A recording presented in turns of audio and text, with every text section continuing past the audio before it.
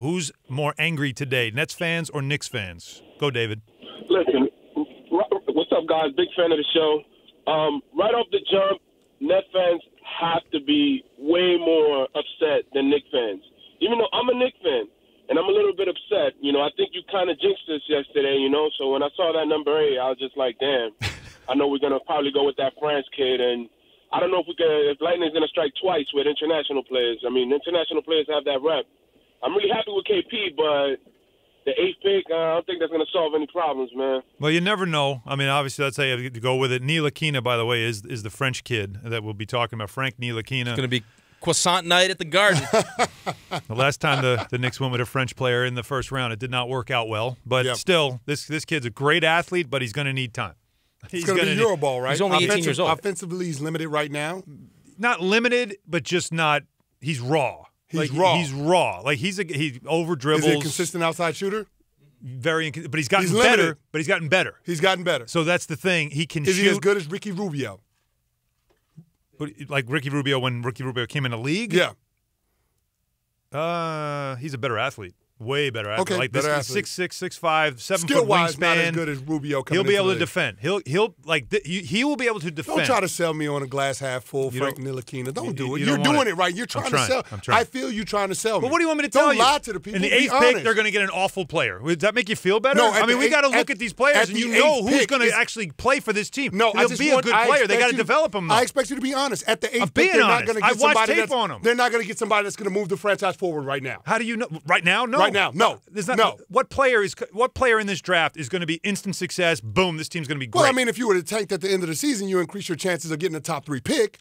And if you would have gotten a top 3 pick, then, yeah, you had a better chance of getting a player that can have an instant impact in terms of changing this team's fortune in the short term. Yes. Right. That's what you're hoping for. You could have done that, yes. But what you want out of this pick is somebody that you know is going to be an impact player in the NBA eventually. What you're getting out of this pick is somebody that you're going to have to develop. And why would you have any confidence that the organization is going to be able to develop a kid and get the most out of their potential in this type of environment? Why? Therein lies the problem, is the confidence issue that you exactly talk about. When you watch Ntilikina, you see a real athletic kid who gets after it defensively, who will not let you just bring the ball up the floor. He's trying to steal. He's got the length to do it. His issues are over-dribbling at times, just awkward with the basketball when he's trying to set up an offense. Stuff he's got to learn. He's 18.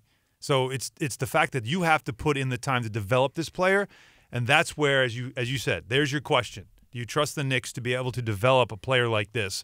They've got to get themselves, a couple of coaches in there that can spend time with him, and you don't want to put him on a fast track. You got to take your time with him, and, of course, fans are going to want him to start right away. So that's the problem. Can they do it?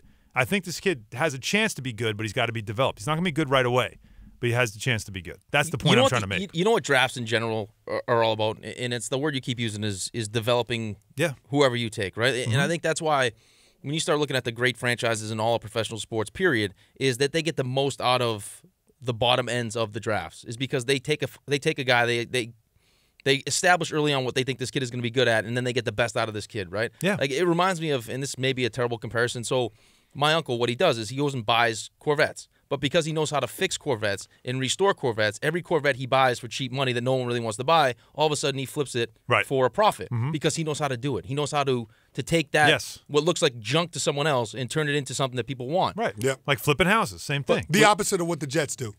And the Knicks, and the Mets. Okay. I mean, we had this conversation off the air. I mean, if you were to sit here and tell me, would John Tavares, Noah Syndergaard, Matt Harvey, Jacob deGrom, I mean, you name it, Darren Lee, Leonard Williams, would these guys be better? Sheldon Richardson. I mean, would they be better on teams that knew how to develop players? I would say the answer to that question is yes. And I think that's why the Patriots look at the first round of the NFL draft and go, we don't need it, because we know second, third, fourth, we can identify a guy, and we know because we're so good at developing talent that we can turn him into he'll have the production of whoever was taken in the first round. But that's what makes your culture and your environment so important. The leaders in your locker room so important, because you've got to be able to do that in order to have sustained success. And if you can't do that, then what's the point in drafting in the lottery?